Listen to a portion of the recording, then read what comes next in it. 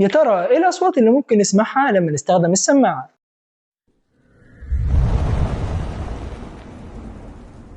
في البداية كده عايزك تلبس السماعة وتعلم معايا الصوت. فلو أنا شخص طبيعي هو ده الصوت اللي هتسمعه من القلب. وخليني أقول لك الصوت اللي أنت سمعته حاليا هو ده مش صوت عضلة القلب، ولكن ده صوت الصمامات اللي شغالة بتفتح وتقفل. أما بقى لو في ارتجاع في الصمام الثنائي فهتسمع الصوت ده. أما بقى لو في ارتجاع في الصمام الأورطي فهتسمع الصوت ده.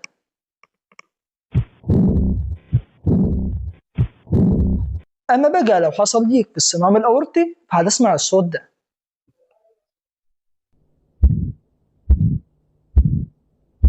أما بقى لو حصل ضيق في الصمام التاجي فهو ده الصوت اللي هتسمعه.